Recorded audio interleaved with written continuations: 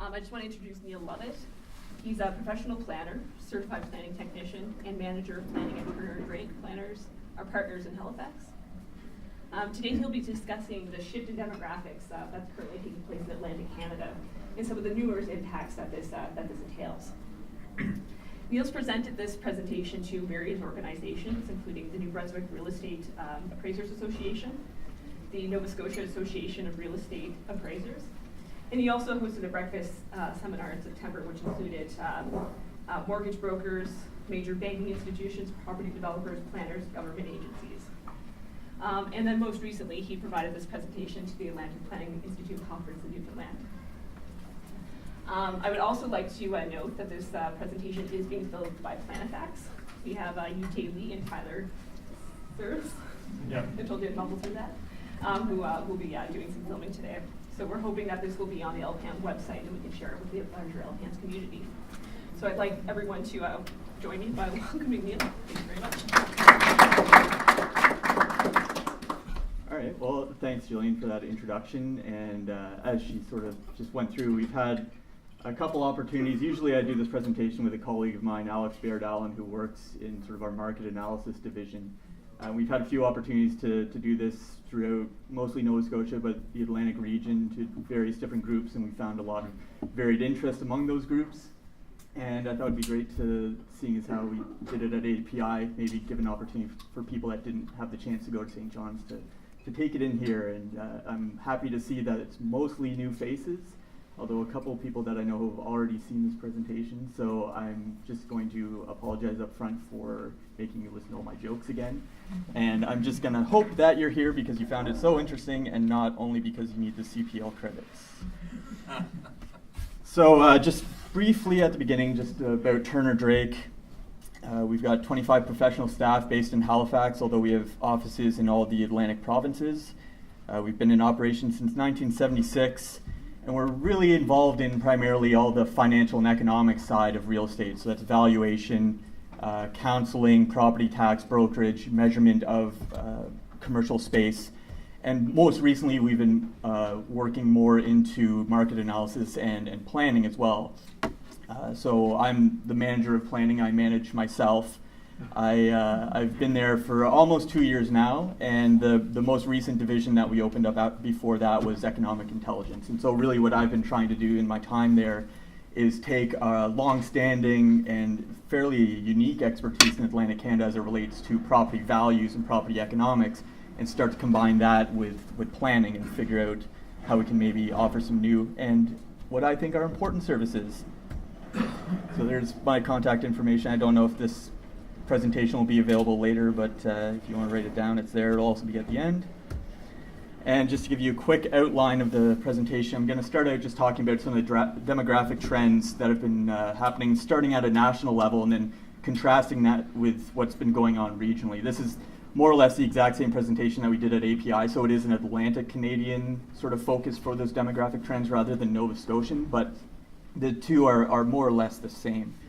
And then I'm going to talk about some of the impacts that we think that'll have on real estate, and then sort of as a corollary, community planning, and some ways that we can respond as planners that we aren't really doing right now. But first, why is this important?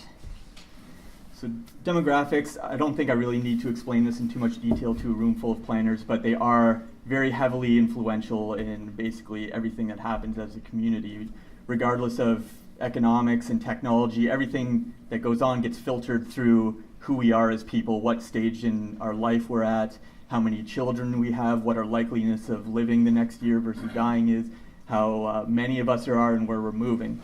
So by paying attention to demographic trends, it allows us to make predictions or at least anticipate the future in a much longer time frame than we can by trying to figure out what's going to happen with the economy next year or what kind of disruptive technologies are going to come out.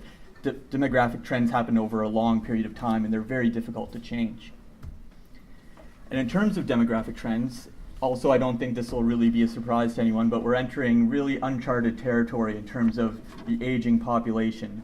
I found this quote from, well, it's 5 years out of date now, but this combination of both a low birth rate plus medical advancements that have increased our life expectancy have sort of combined to create this situation where we've never as a society or really a civilization dealt with a population that is so heavily weighted towards old age. And like I alluded to, the demographic forces are really what I call a tectonic force in real estate economics and value. So they move slowly over time. They kind of happen irrespective of everything that's going on with the local economy and technology, and they're sort of like the continental drift.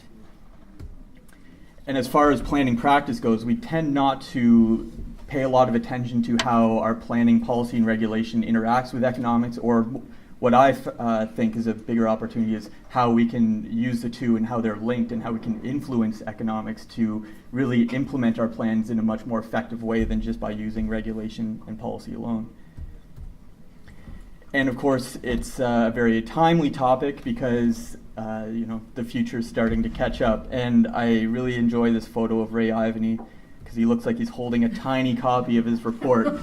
But that's the idea, right, is that it's now or never. The irony, of course, is that because demographic trends are so easy to predict, we've known about the aging demographic, the gray tide, really for decades, but we've always kind of dealt with it as this thing that's off in the future, and at some point we're going to have to deal with that. And the reality is that really in the last sort of 5 years, we can now observe tangible impacts that is happening, or that trend is causing. So it isn't a future problem anymore. It's something that's happening now. So to start off at the national level, really the story here is immigration. Of course, we've got this quote that culturally, Canada is very influenced by immigration, but realistically, you could summarize that just to say that this land is flourishing because it's fed from other sources. So when we look at statistically in the last sort of 15 years how that plays out, we have a balance of births and deaths. So that's sort of the purple and gray bars that are closest to the x-axis there. Roughly in balance. We have a slight slight positive balance there in terms of births being higher than deaths, although that has been declining for a number of years and is projected to basically begin a natural decline in about 20 years from now at the national level. However, we still have healthy population growth year over year, and that's because almost exclusively of immigration. So we have at the top there the two lighter, I'm sorry if the colors don't really contrast that well on this projector, but they look great on my screen. The two lighter purple bars, which are immigrants and returning immigrants, versus the tiny dark gray bars at the bottom, which are people emigrating, leaving this country. So we have a very positive imbalance there in terms of taking in a number of people from elsewhere rather than creating new people here at home. And so that's what drives our net positive population growth. As I said, the natural increase is really set to sort of become a decline in about 20 years, and at that point, Stats Canada, if you look at the projections, by the way, all these statistics are from Stats Canada, the most medium sort of growth projections that they have. So they're not sort of the worst or best case scenario. They're just sort of middle of the road. So yeah, at that point, really, population growth in this country will be driven exclusively by immigration. Of course, that population is aging. If you were looking in the media last couple months, Stats Canada came out with this report where for the first time we had more 65 and older citizens than we had under the age of 14. And those numbers come from what the statistical definition of is for a working age population. So maybe Stats Canada is a little bit in Dickensian sort of time frame where you begin working at 15, but that's how they measured it, is that from 15 to 64, you're sort of a productive member of the workforce. Before that, you're a dependent, and after that, you're a dependent where you're drawing on the system more than you're paying into it. So that's why they kind of frame it at those 2 points. So when we look at population pyramid and how that sort of illustrates this trend towards aging, I'm going to highlight here the 25 to 50-year-old age bracket, because that cohort is really the demand driver for all types of real estate, especially when you think of residential real estate. At 25 years old, that's when you're starting to get into maybe your first condo, first house. Then you sort of climb the property ladder as you raise a family, as the family expands, as you're later in your career, you can afford more toys, you need space for them. And then once you get more into retirement and your children move out and you have more space than you need, that's when you begin downsizing. And you either sort of stay in the house that you're already in, that's already paid off, and you're not really a driver of demand that way, or you begin buying a lesser amount of real estate, so the demand per capita starts to decline. So looking at sort of historical and then going into projections, how that is changing due to the aging population at the national level. Kind of go through, you can see that bulge from the baby boomers going up, sort of now we're into projections, so this is the gray retirement wave crashing over the shore here into the 60s and 65. And then going out to 2034, 20 years from now. The good news is obviously that the demand drivers in that critical 25 to 50-year-old age bracket, there isn't really a net loss there. Maybe we're not growing as fast as we have been in the past, but there's still going to be new demand for real estate, and especially when you look at the pattern there, whereas right now maybe in the next few years we'll see less demand for the types of real estate that are usually what the market looks at for sort of late family raising years, going into your late career just before retirement, sort of at the top of that bubble where there's a gap. You still have the younger demographics, the millennials, and most importantly, the immigration cohorts that are coming in at those age levels, sort of driving demand higher for the entry levels of real estate and then filling into those later categories as time goes on. There's also some interesting geographic shifts in population. Again, I don't expect this will really surprise anyone. But for the first time as of the 2011 census, so we should get some interesting updated numbers in the near future, but we see this concentration of growth in Western Canada. So for the first time it's been Ontario and West that's growing versus Ontario and East. Sorry, not growing in terms of the balance of the majority population. And so obviously that's driven to a large degree by economic strength that's happening in Western Canada. We always get asked about Northwest Territories. There was zero population change. They actually had 2 people net leave the province in those 5 years. That was a pretty interesting one. But that's sort of how it breaks down at the provincial level. We have Eastern Canada and especially Atlantic Canada. You can see posting very, very low growth rates. And then the bulk of the national growth happening in certainly Alberta, but as well as the territories and natural resource-rich regions, essentially. And when you break that down to the census subdivision, you can kind of see that trend even stronger, where sort of northern Alberta, northern Saskatchewan are heavy growth areas, but also you can almost pick out the capital region of every single province by looking at where growth is clustered around urban regions as well. And so that obviously gets us into a conversation about urbanization and the trends there. And before I get into that, I just want to have a quick note about what the definition of urbanization is, because I think that often confuses the conversation that we have, especially in the media and in the public, in terms of how we're urbanizing, where growth is, and what is urban. So we have 2 definitions, really the cultural definition, and so that's, urban being extremely built-up areas with full municipal services, small lots, high density, a lot of multi-unit development, mix of uses, that sort of thing. Suburban, which is much more single-use land use allocations. You'd have still significant municipal services, but not the same service level as an urban area. Certainly much less service in terms of public transit, that sort of thing. You might have fewer sidewalks. Up until recently, these would be where you'd find the community mailboxes versus home delivery, although I guess that's kind of in flux now. And then you have, of course, the rural areas, which are large lots, no stormwater management infrastructure, on-site servicing. You don't have to see your neighbors if you don't want to. There's no sidewalks, and you have to drive everywhere that you need to go. So those were 3 examples from HRM. The statistical definition is if you have a minimum population in an area of 1,000 people with a density of at least 400 people per square kilometer. So that's a pretty low bar, actually. 400 people per square kilometer is roughly 2/3 of an acre per person. So if you have 2 people living on an acre lot and they have 1,000 neighbors around them, or 500 neighbors, I guess, that's an urban area, according to Stats Canada.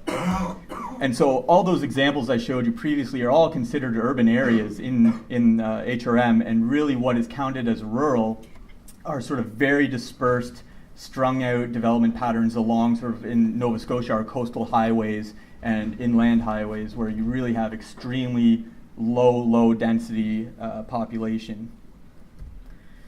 So in terms of statistical urbanization, there actually really hasn't been a lot of movement at the national level. We've been growing fairly consistently, but we topped out around 1971 in terms of an urbanization rate and have been sort of increasing much more slowly since that point. We're now at about 82% of our population being in urban areas, but the vast majority of those are really in what are sort of culturally suburban areas. And that seems to be a trend that we observe across developed nations around the world as well as developed regions within those nations. You sort of hit this tipping point or the stable level of 80% urban population, 20% rural. That seems to be sort of what a developed economy kind of needs. But there is definitely a trend at the national level culturally towards urban living. This is a slide that I stole from PricewaterhouseCoopers. Every year they do an emerging trends in real estate document along with the Urban Land Institute. And we're definitely, if you've been paying attention to the media at all, there's definitely sort of this rediscovery of urban living, both for millennials and as well as boomers that are now starting to downsize but don't want to give up any of the convenience.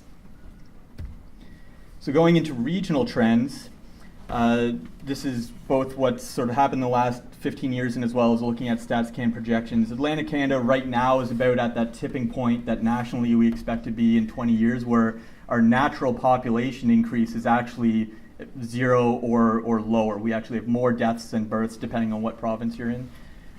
But it's really, at this point it's natural change. Up until this point, demographically, we've always been referring to it as natural increase. Sometimes you see it referred to as negative natural increase, which seems overly complicated to me. So we started calling it natural change here.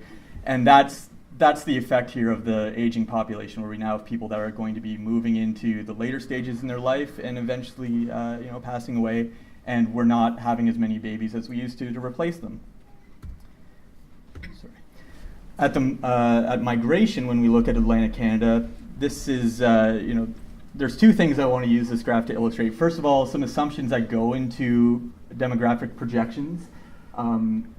Immigration and emigration, so that happens sort of at the national level, is a lot easier to predict and model than migration between provinces and migration between regions within provinces. Those levels of population movement are much more heavily influenced by economic trends because it's a lot less of a hassle to move to Alberta than it is to move to England or China. So when you look at how the actuals in the last 15 years have compared to the projections, you can see that, probably the assumptions for international immigration and emigration are fairly reasonable. They're consistent with what's happened in the past. But in terms of the inter-provincial migration, which we can see has been wildly influential in terms of whether or not we're growing or shrinking on a yearly basis, really they kind of ignore that in the projections. So right now, they're projecting sort of a mildly positive level of immigration into Atlantic Canada. If you look at what the actual 10-year average has been, it's been mildly negative, so this might be a little bit optimistic. So the result basically is that we're not seeing the level of immigration anywhere near that we see at the national level, and because we're already 10 years sort of ahead of the game in terms of our natural increase or negative natural increase, the result is that our population is sort of stagnating and in the near future is going to actually start declining in net numbers. So that's your tipping point there in about 10 years where actual annual population change will become negative as immigration kind of remains stable and the natural decline kind of overtakes it. And if you look at sort of that slope in terms of the natural decline there and look at what you'd need to do to your migration numbers to counteract that, it's roughly about a 5% annual increase compounding as time goes on to just maintain the level of population growth that we're seeing right now, which is very, very low. So looking at how that population is aging, again, paying attention to the 25 to 50-year-old age range, we can see that effect. Again, aging population, but we don't have immigration feeding those younger demographics. So that obviously creates a large void there in terms of where the demand is going to be for real estate in aggregate absolute values in the future.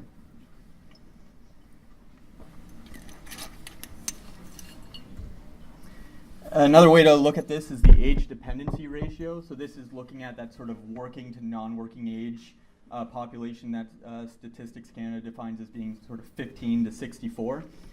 And again, at the national level, you can see that the aging population is having an impact, but because immigration is sort of muting that, it's a much lower acceleration in terms of our age dependency ratio than we're seeing at the local level in Atlantic Canada. Newfoundland, because these projections are based on 1990 to 2005 trends, we may see Newfoundland actually doing better than what's projected here because their oil boom has been so recent. However, maybe their oil boom is over, we're not really sure.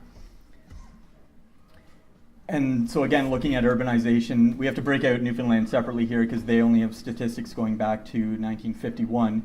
But in both Newfoundland and the rest of the Maritimes, we really haven't seen any increase in urbanization. In fact, we're right now only getting back to the high point we were at in 1971, even as our population has increased. So when you think about at the national level, we have 20% of our population in rural areas, which are not necessarily rural, what we would think are rural, but extremely low density rural areas. And we look at the Maritimes, we're just over half our population is actually in urban. So, between sort of 42 and 48% of our population is in those very, very dispersed, low density areas. It's quite a contrast to the national level.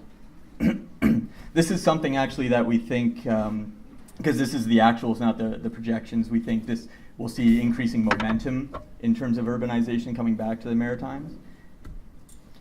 And you can see the beginnings of that in terms of the distribution of population change between the last two census periods.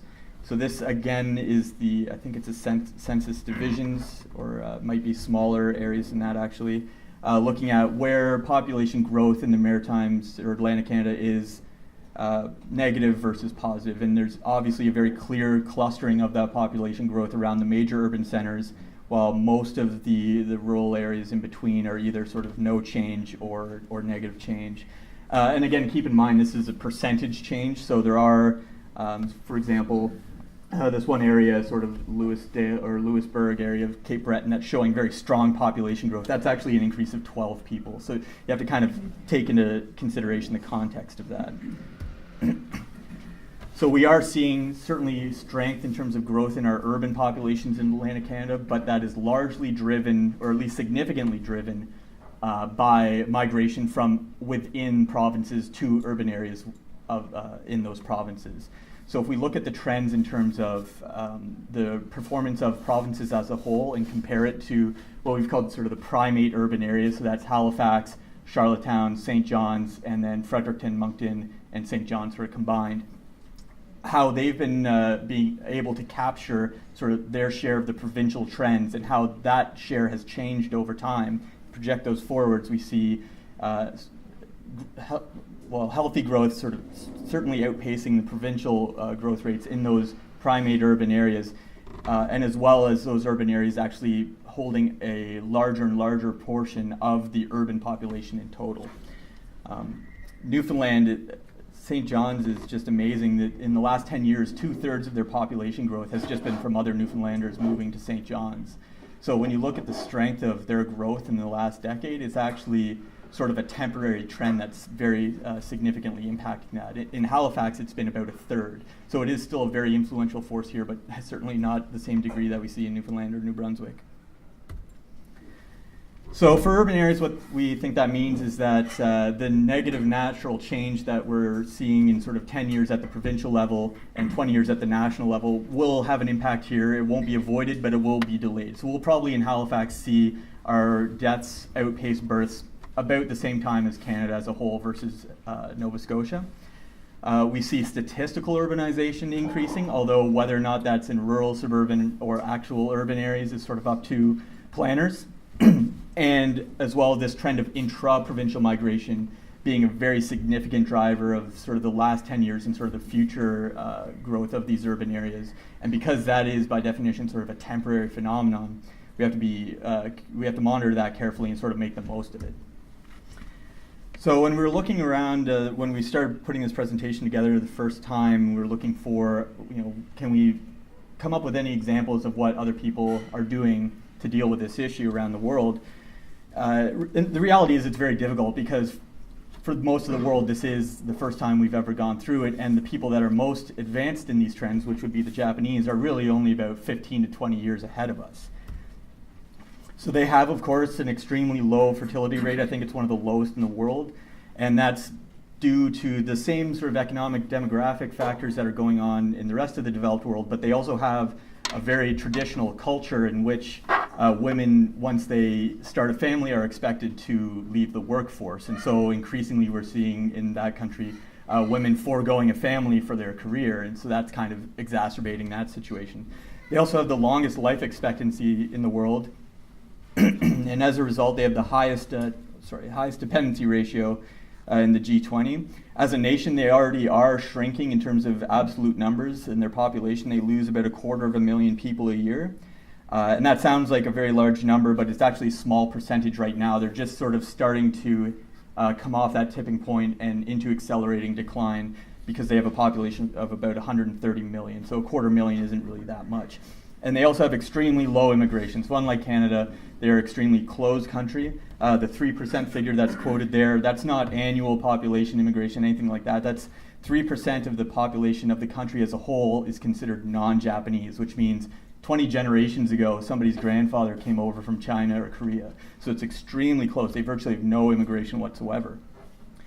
Now, in terms of what they're talking about to address that, obviously issues of gender equality and encouraging, making it easier to start families and maintain sort of your quality standard of living is high on the list. And of course, immigration is a very, very controversial topic that they're looking at, and it's culturally a very difficult conversation that they're having to have now because they're sort of at this crisis point.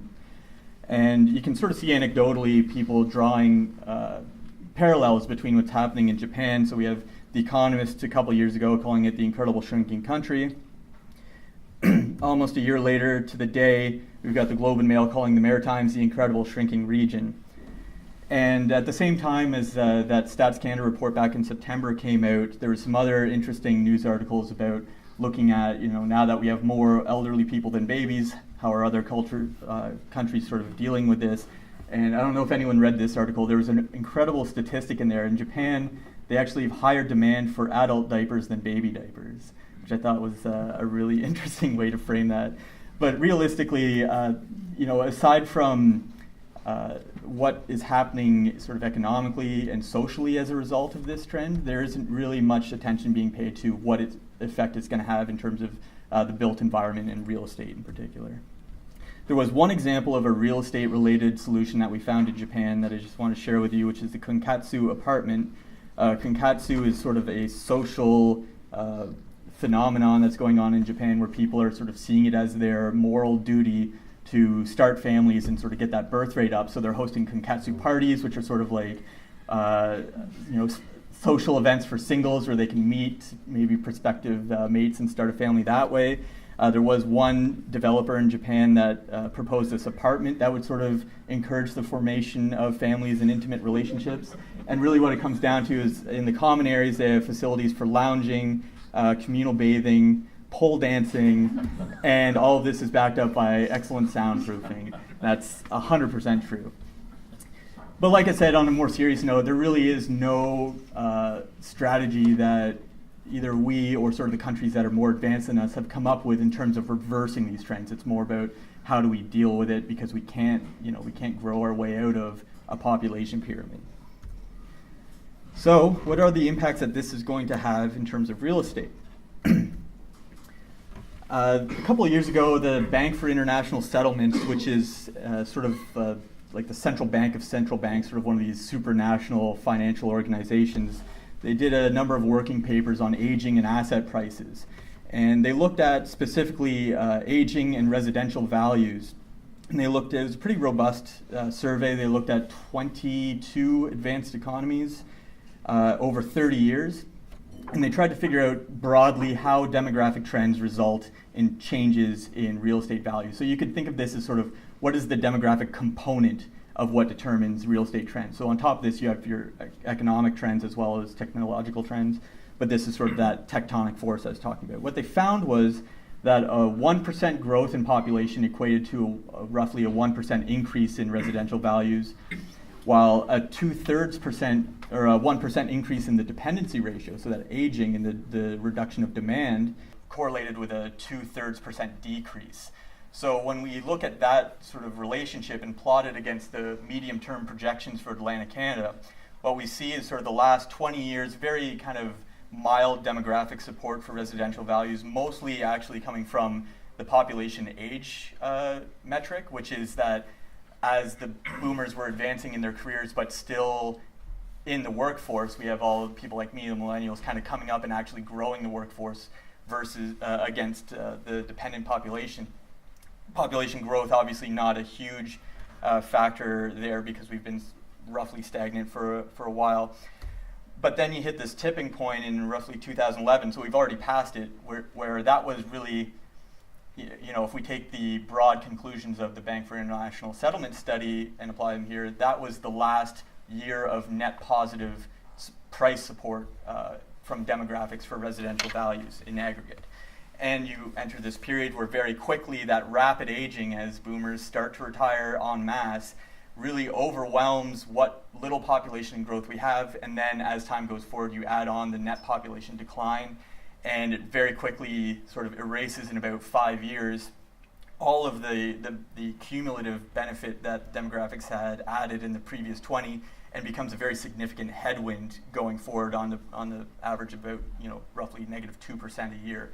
So up to 2034, there's a cumulative negative 40% impact on residential values that the economy and everything else is going to have to fight against if they want to keep it sort of at this rate they are now. Now, this is aggregate values, so there's obviously going to be opportunities within that. There's going to be demand for certain types of real estate over others. It's going to shift around. So this isn't to say everyone here should sell their house because it's all going to be worth 40% less in 20 years.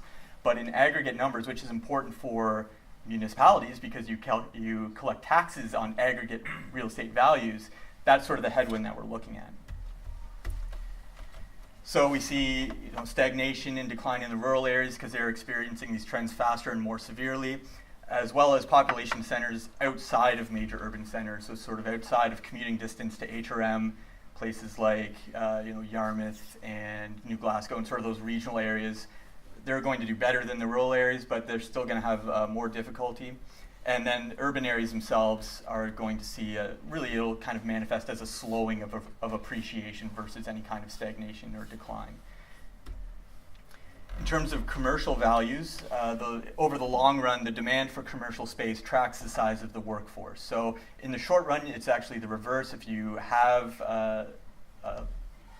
demand for workers, people will move there and create demand for the space. But over the long run, it tends to balance out.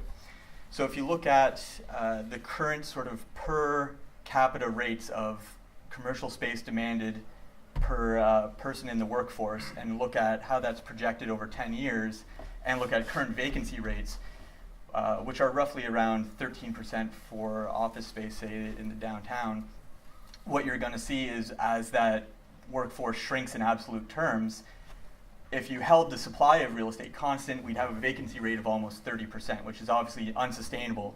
So the result is going to be that a lot of that commercial space is going to either have to be taken off the market or repurposed for something that is in demand. In case of downtown commercial space, you'll likely see that either being redeveloped or repurposed as residential, which you can already see happening. There's very little new office development in the downtown, with the exception of the Nova Center, but there's sort of other factors at work there. It's largely been residential development downtown, and that will continue.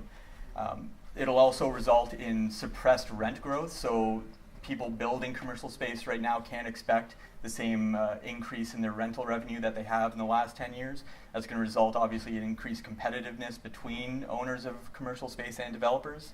And redevelopment is really going to become a tool to maintain their market share rather than kind of add to the wealth they already have. And so this is just sort of looking at, again, all things equal, the working population against the space demand in Halifax, and then if you project that forward, what it looks like. And it's not anything surprising. It's just that as the working population declines, really kind of hitting a point around 2030 where we've hit the maximum sort of acceleration in retirements that we see as the baby boomers finish that transition, we go back to more of a stable workforce size, that decline in demand of about 15% or so, I think it is. And it's the same for office space as well. On top of that, so that's holding all else equal, we're also starting to see, or at least what we think might be the beginnings of a trend in terms of lower amounts of demand on a per capita basis. So in the 1990s, when we had a real estate bubble collapse in terms of commercial space, we saw a transition there from every employee kind of having their own office to more of a cubicle environment to become more efficient in terms of how companies use the space, because they took such a drumming in terms of the impact it had economically when the property bubble collapsed.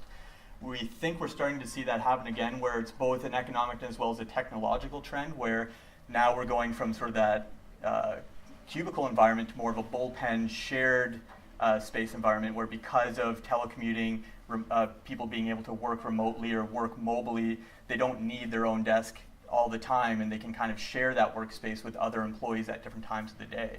And so that equates to, again, it's sort of a lower per capita rate of demand, which would just really kind of exacerbate the other trends that I've just discussed. And so in this type of environment where we are likely to see, significant weakness in terms of growth for rent, in terms of the profitability of commercial space for the people that own it, one of the things we'll have to start paying attention to is the effect of property tax capitalization. So for commercial space, which is primarily owned as an investment, the value of that real estate, which is what municipalities collect tax on, is basically just a function of how much money it earns for the person that owns it. There's no point in owning an office building if it doesn't earn you any money. It's a little bit different from residential that way. So when we have an environment where for the projected future we think that growth in terms of the profitability of that asset is very constrained, as property tax begins to eat a larger and larger portion of the gross rent, it's really only going to take away from the rent that's collected by the landlord. There's going to be little ability for them to pass that on to the tenants of the space. And that really just means it's going to take away from the value of the building itself. So as we increase property taxes on commercial space, we're just going to be decreasing the value of that commercial space in the first place, and really just kind of shooting ourselves in the foot. And then, of course, because the assessment itself is lower, then you need further tax increases in the future. It becomes somewhat of a vicious cycle because we don't have the profitability growth to kind of counteract that. And we can kind of see that starting to happen in Atlantic Canada. Turner Drake does surveys of office and warehouse space in all the major urban centers in Atlantic Canada on a semi-annual basis. We've done it for about 8 years now. This is a chart from one of our newsletters where we track the growth in realty tax as an index against CPI, just to kind of show how municipal tax burden has outpaced, in every case except for Charlottetown, the increase in the cost of living, just sort of as a measure. Now, this isn't necessarily surprising. A lot of municipalities calculate their own municipal price index because CPI doesn't necessarily reflect the types of goods and services that municipalities buy. And we typically do see the MPI increase at a higher rate than CPI, but it still just kind of illustrates how quickly that tax rate has been increasing. If you look at St. John's, it just went right through the roof in 2013, and that was due to a couple things.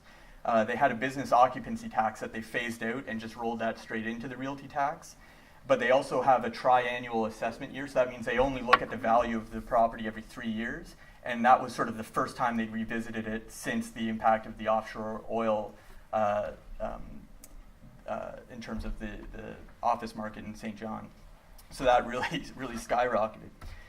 And so if you look at the net rent, this is the rent collected by landlords, and this is the actual values that we're getting from our surveys from commercial landlords of office space in this case throughout Atlantic Canada, with the exception of St. John's, which despite those tax increases has been able to increase net rents because of that economic prosperity.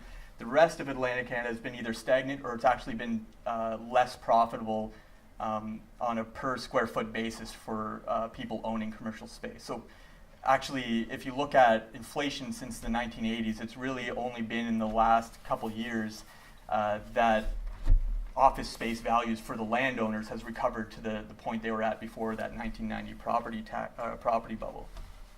So really what we see is that growth in tax burden suppressing and in some cases actually reversing any kind of growth and profitability for office space. And of course that impacts values. So the reason I've been talking about values and kind of alluding to it a little bit is because obviously property tax values, at least currently, are what municipalities collect the majority of their revenue based on.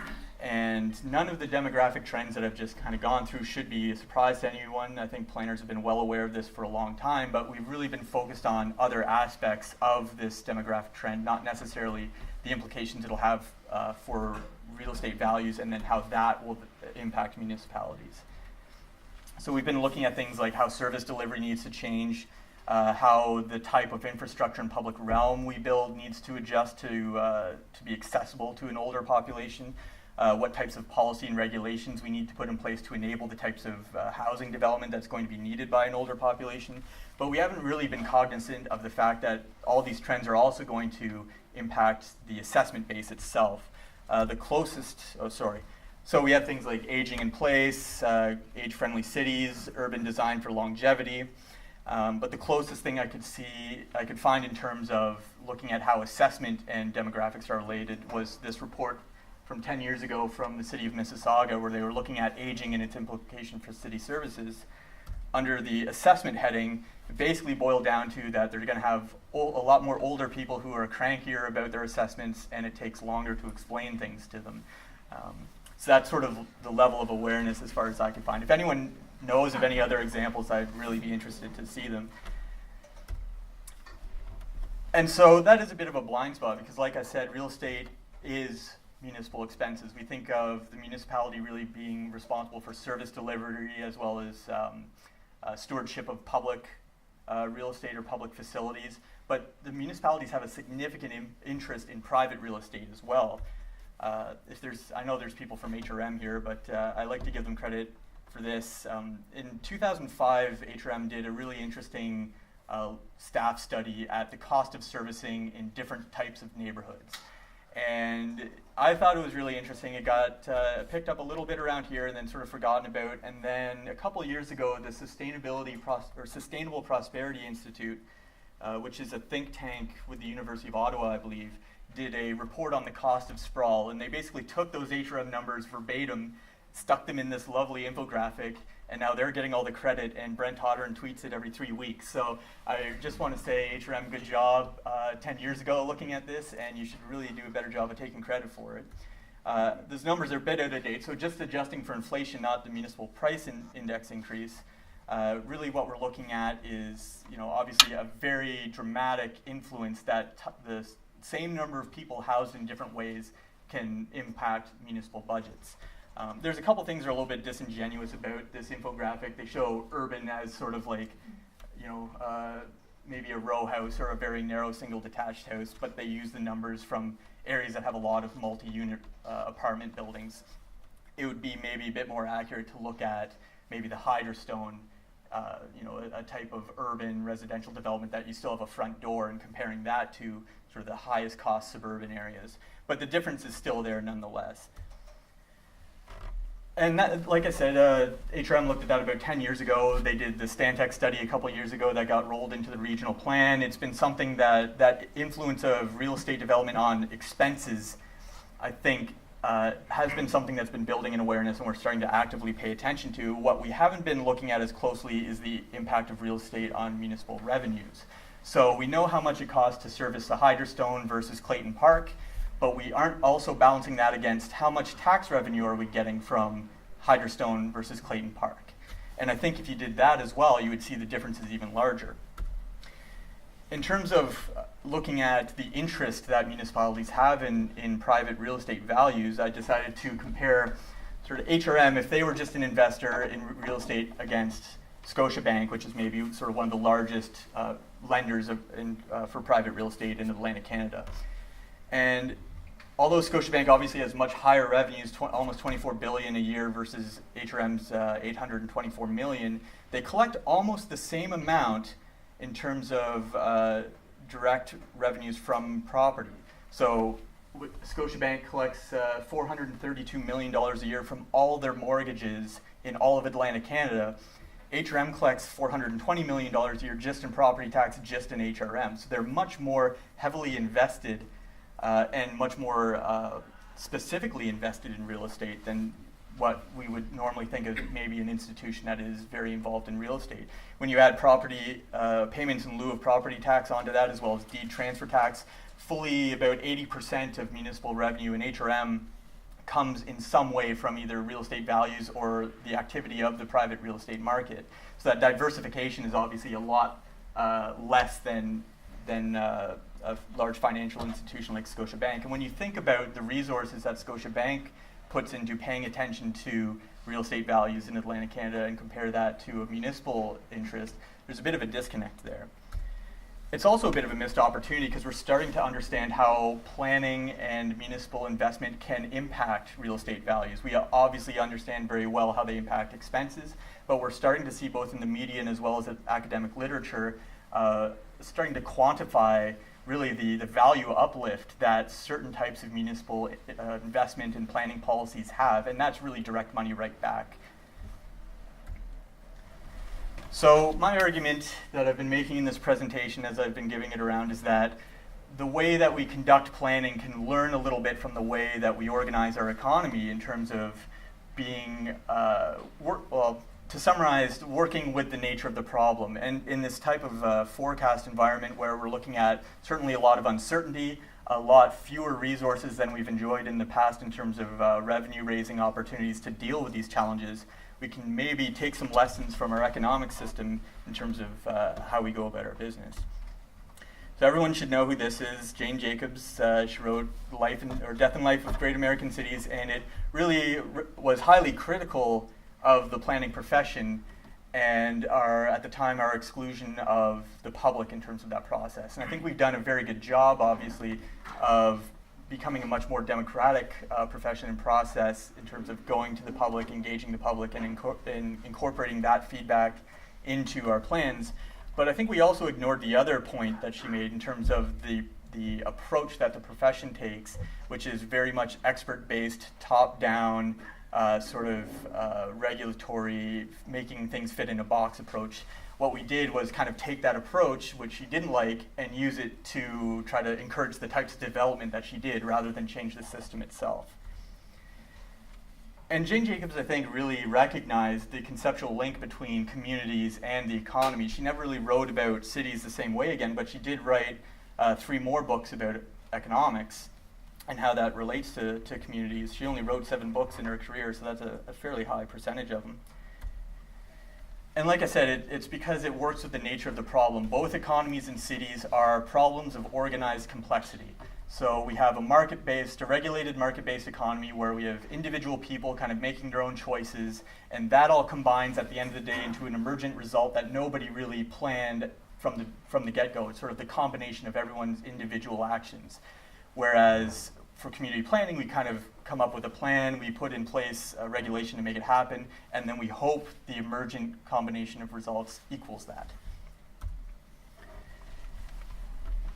But both are very similar. So they're both, economics and planning are about making the wise use of the resources we have available to us. We obviously know we can't be everything to everyone, we can't make everyone happy, but it's about making the most of what we have. And there's also an idea of sort of affecting and managing change. So economics talks about the organization of society, planning talks about the disposition of land, economics talks about social welfare, planning talks about the public good. They both have this idea of trying to maximize the benefit we get from the resources that we have. And so to do that, some things I think as planners we should maybe look at using a bit more. First of all, we need really good information to inform the plans that we're making. We also need a lot more fiscal and economic analysis to inform those plans. And in terms of implementing those plans, using tools that influence those emergent results rather than trying to sort of make the peg fit in the square hole that we've put in terms of regulation.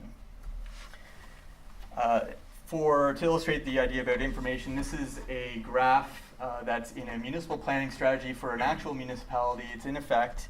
It's not in Nova Scotia, I'll say that, but our plans should be aspirational, our data should not be. We've got something, I don't know what's going on in 2016 there, but it's going to just completely reverse about 50 years of employment and population stagnation. There's really no explanation of what what that is and why, but when you base your plan on this idea that, you know, next year things are going to turn around, so we got to plan for that type of future, you can really get yourself into a lot of trouble if it doesn't turn out that way, especially when you consider about how do you make decisions for community facilities. If you're planning to grow by 15%, you might build something that actually you don't really need, and that's money that could be spent somewhere else. So while we should have projections and use those to inform our plans, we should pay a lot of attention in terms of updating those projections at regular intervals and really taking them with a grain of salt and saying, okay, this is what we think will happen, but we need to have plans for A, B, and C. If they don't, we'll really get ourselves into trouble if we sort of just rely on what we want to be the future versus what might be the future. So one way we can do that is by doing a much more robust fiscal and economic analysis of the plans and regulations and developments that we're approving. Rather than sort of having to rely on our expectations of future growth, if we make the growth that we have now pay for itself now, then it won't be an issue of whether or not we grow in the future because it's already self-sustaining. I have no expectations of anyone being able to read this chart, but I put it in there because it's an actual study that we did at Turner Drake of a cost-benefit analysis of development of an industrial park in Cape Breton. And we're looking at, okay, if you develop this land, what is going to be the cost of building it, the cost of servicing it, versus when you sell it, what are the revenues going to be, what is the tax revenue going to be, and also in terms of when in the process are those expenses and revenues realized, how is that going to play out in terms of their present value. So obviously if you're putting an upfront investment, but you're not expecting any revenue for 20 years, that payout in 20 years better be a lot higher than it would be next year to make it worthwhile. And industrial parks are a bit of a pet peeve of mine because they're sort of like everyone's go-to in terms of economic development. You know, our population's shrinking, we don't have jobs, we need an industrial park. The only reason we don't have prosperity is because there's nowhere for prosperity to go. And this isn't a uniquely Nova Scotian or even Atlantic Canadian thing. If you look at papers about how, for example, European communities are dealing with aging and decreasing populations, I laughed out loud. I read a study in the Netherlands. The very first response was, we need to build an industrial park. And after that didn't work for 10 years, they said, okay, well, maybe we need to accept that we're shrinking and actually do something reasonable about this. So these types of analyses, you can do them for specific developments. You can do them for planning policies and regulation. Help you know now, not 5 years from now once it's already failed, whether or not it's a good idea. We're also seeing some interesting practices from other jurisdictions in terms of looking at how planning policy affects financial viability and building that into the plan-making process. In 2012, in the UK, the government put in place a new policy framework for all planning documents, and they made financial viability testing a mandatory component of that. So if you're going to adopt a plan, you at least have to do some baseline analysis to know that the types of development that you're allowing and not versus not allowing are actually going to be something the market can deliver. The numbers work, it's financially feasible, you're going to get it. And that way, the demand that you would have got, if that's wrong and you're putting in something that isn't financially feasible, you don't have to wait 5 years down the road to say, okay, we didn't grow it all, why is that? And that 5 years worth of growth went somewhere else. You actually are able to sort of do your best to capture that demand as it comes, and it's not really squandered. There's also some really interesting work being done in the UK around valuing the urban realm in terms of how does the urban realm influence private property values, and using that as a basis for making infrastructure investment decisions. The Transportation Department of the City of London actually has an urban design division within it, and they came up with this framework for valuing the urban realm.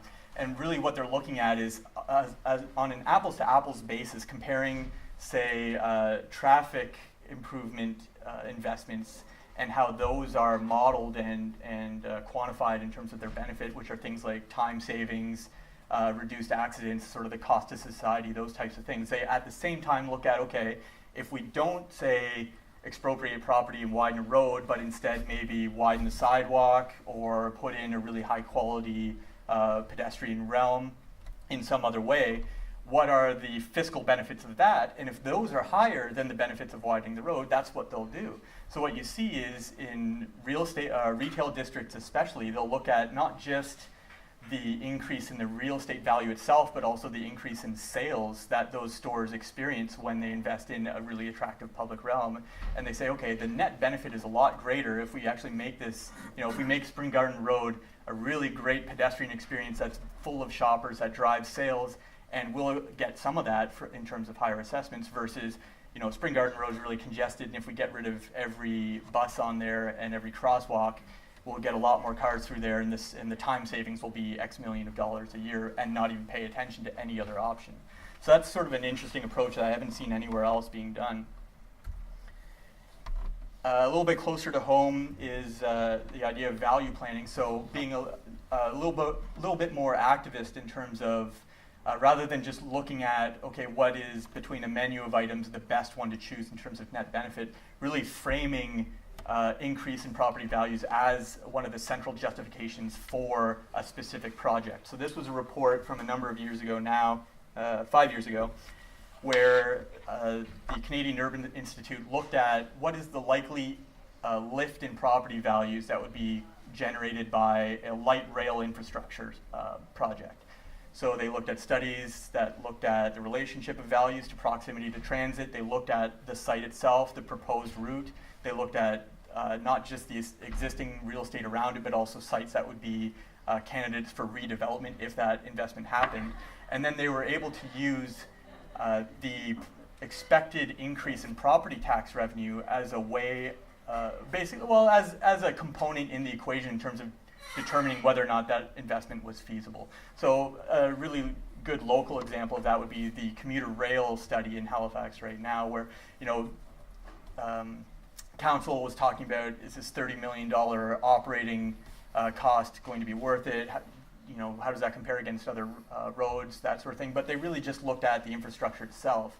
I think if you looked at what is the property tax revenue increase resultant from an entire corridor of mass transportation from Bedford to Halifax and all the development that would happen along it, the additional revenues would probably take a large chunk out of that $30 million operating budget, maybe get rid of it altogether, I don't know.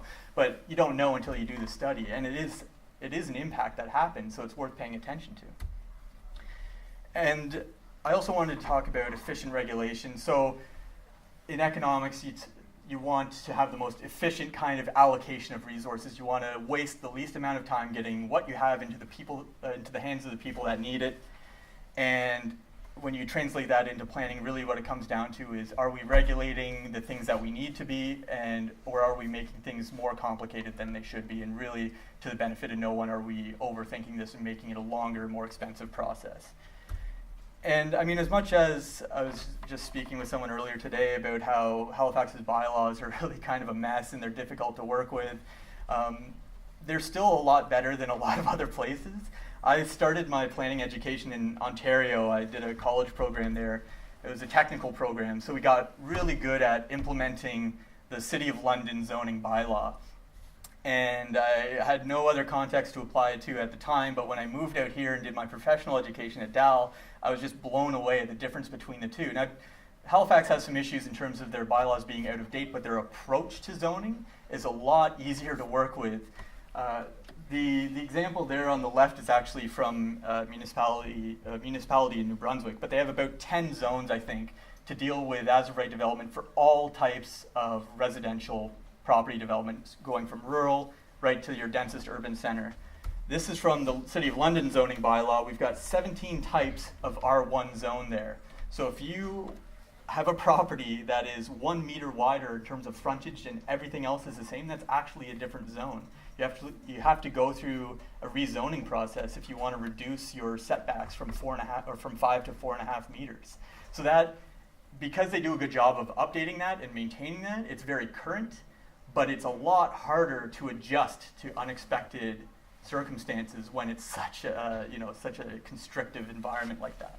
So I think we're off to a good start in Atlantic Canada, and we can do better. And finally, I just wanted to highlight a few market-based tools that we can use as planners to kind of implement what we want to see happen versus rather than just using strictly regulation. So this is kind of that idea of working with the nature of the problem. How do we influence individual behavior, developer choices through incentives and costs, through price signals and externalities, rather than just saying, here's our square peg, you got to build a square hole that fits in it and hopefully you want to. And so a few of those that have been used around Canada, around the world, and are starting to be implemented in Atlantic Canada and Halifax specifically, things like price signals, so setting development charges that reflect the cost of servicing so that development incorporates that cost that does get paid by the municipality or by the taxpayer into their equation in terms of where they want to develop and what their price points are. As well as, I think, a huge opportunity is reforming the property tax system so that it is at least reflective somehow of the cost of servicing. So that's really connecting supply and demand of different types of real estate at the price point that's relevant to the municipality. Right now we have it based on assessment, which really does a poor job of either reflecting our ability to pay. Obviously we have the cap system in place because people's ability to pay didn't increase with their assessment values. And it also doesn't have any connection to the actual cost of servicing. Most of our most expensive real estate is in the cheapest to serve locations. And that's just property tax. That can be extended to all types of utilities, not just municipal, but private as well. Some things don't make sense to me that when I lived in an apartment building, I paid the same amount for high-speed internet as I did on in a house with probably 30 times as much frontage, 30 times the length of wire to get there. It's the same price either way. There's no signal incentive built in for me to make my decisions of where I want to live based on the cost of actually having me live there. And so you run into issues of people that live in cheaper areas where you'd want to see development actually subsidizing development in other areas. The beauty of that is it wouldn't take away anyone's choice. You're not limiting options. You're just saying if you want to live there, then you pay the cost, and that's fair. And if you want to live downtown, then maybe there's some savings associated with that. And as well as pricing in externalities. So density bonusing is one, you can kind of look at density bonusing in a few different ways, but one way to look at it is what you're saying is if you're going to build higher than what we've allowed, there's certain demands that puts on the local neighborhood that we're going to price into your ability to do that. So if you're going to put an extra 50 units in there, we're going to need some extra money to help improve the green space in the local area. So that's one way to look at density bonusing as being a mechanism for pricing externalities. It's also a great way to get people on side with development where they actually have a direct interest in terms of benefits that they receive from development that they're not involved in. Community amenity charges are just basically another form of density bonusing, but it is something that's used under that name in other jurisdictions, so you might come across it. And as well, tax incremental financing, which is not very common in Canada. I don't think we can do it in Nova Scotia legislatively, but it has been used in Calgary, for example, to pay for investment today in terms of infrastructure based on the future revenues that development in that area would generate. So it's a way of sort of bringing that future benefit into the present to pay for regeneration, essentially. So, just to recap, I'm not sure how I'm doing for time, but a little bit over. Demographically, immigration is really what's going to drive population growth at the national level, and because we're not doing very much of that locally, the natural decline that we have as our population ages is really going to overtake that. The impact for real estate is that in aggregate numbers, we're going to see a lower amount of demand for residential real estate, which means lower values aggregate for residential real estate, as well as big changes in terms of what types of real estate are in demand.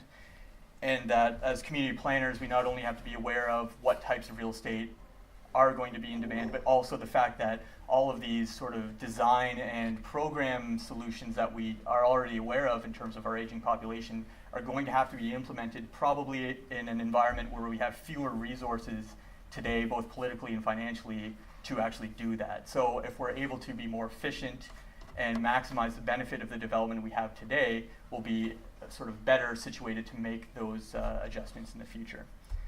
So that's it for me. I don't know if anyone has to get back to work, but I'm happy to stay and answer questions or have a discussion. But thanks for your attention.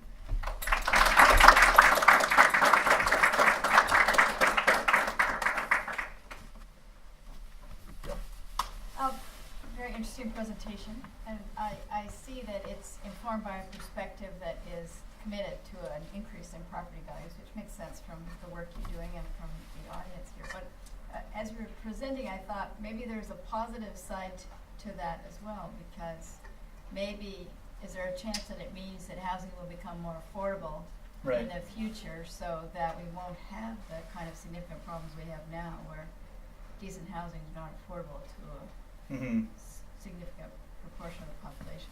Yeah, that's an interesting one, right? Like one of the issues with zoning, we don't really run into it here, but certainly in the States where there's much more sort of local control of development and putting up barriers to growth, there's definitely an economic self-interest in terms of the people that already live there and own the real estate that's there versus the people that want to move there and need to buy into that and don't get a vote on council yet, right? Because they're not there. And how restrictive zoning inflates real estate values by artificially constricting supply. And really, real estate values are great for the people that own it, but they're also terrible for the people that don't and want to, right?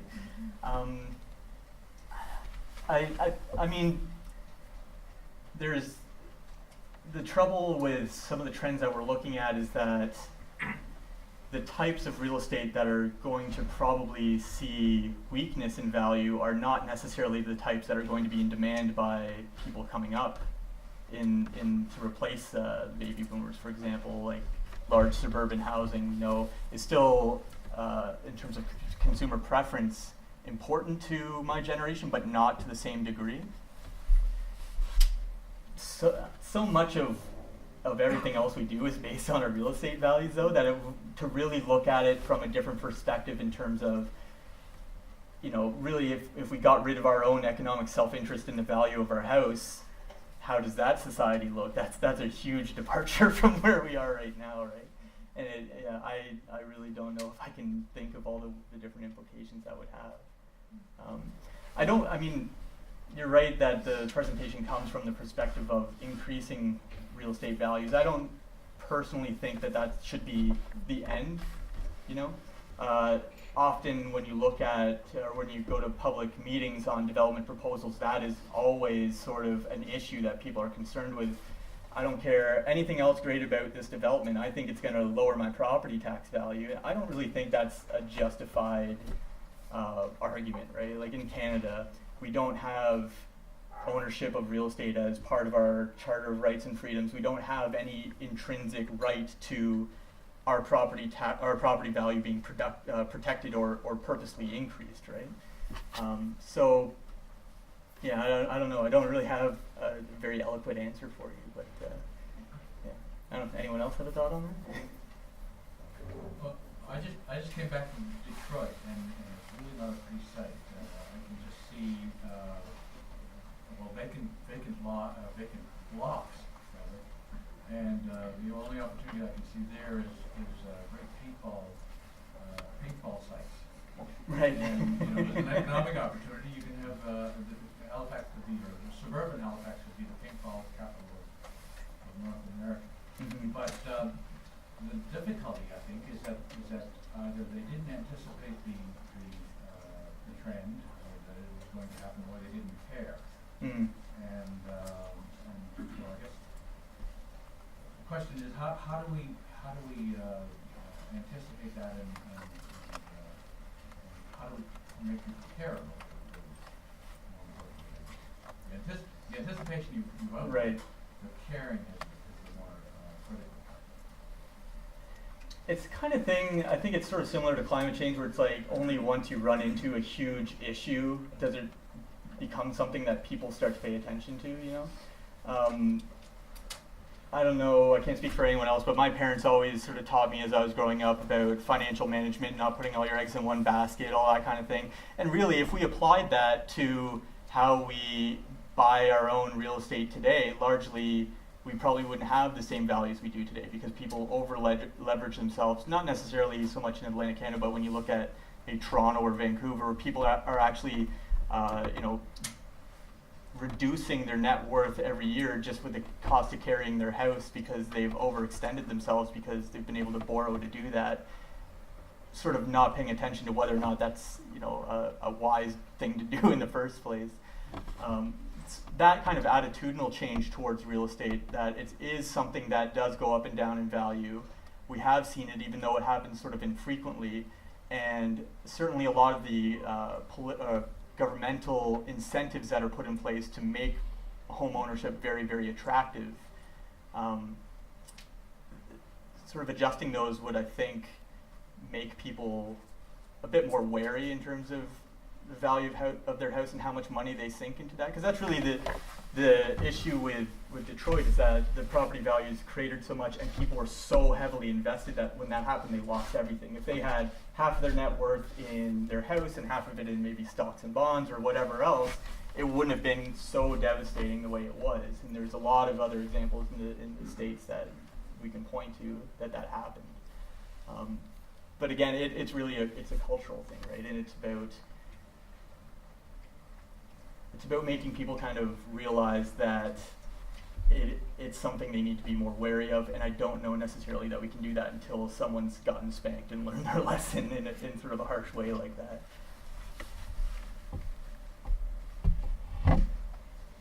Having said that, I just bought a house. So. In suburban home. It cost half as much as what the bank qualified me for, though, so there's that going for me.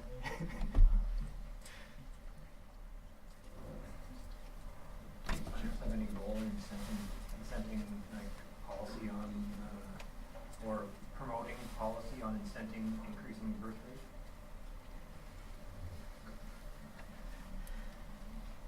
Not really. I don't know. I can't think of. I mean, the birth rate, it kind of is what it is, right? It's. I don't think anyone's really found. I don't accept that though. Well, there's things that influence it, but not necessarily. Well, if you have other examples of maybe where. Quebec, you know, they try to, you know, some of the things, it's not so much the birth rate itself, but you try to make it easier to have kids. Well, yeah. Affordable. So, you know, you subsidize daycare. Sweden's like done a lot of that work over the long term. And immigration. Right. That's the other side. But none of them have got it back up to the replacement rate is sort of the point, right? Like there's things you can do at the margins that influence it, but in terms of a sort of really meaningful impact, you know, the last time, actually birth rates in Western countries have been falling since, well, for all of the 1900s, and even actually peaked before that. And it was really just the world wars that had a significant impact in reversing those trends. So that's kind of the scale of an event that takes a population with a birth rate of 1.9 and puts it at, you know, 3, 4, 15 years. Like that's kind of what happens, right? Unless of course you're going to get into some kind of much more authoritarian regime where you can impact people's lives in a much more direct way. I think there's things you can do on the margins, policy tools that you can use to make it easier and encourage it, but in terms of doing that to a degree that it really kind of changes the conclusions of some of these projections, I don't know that you can.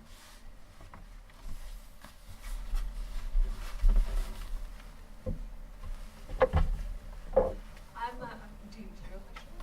Okay, I just wanted to, I mean, we have the room until 1:30,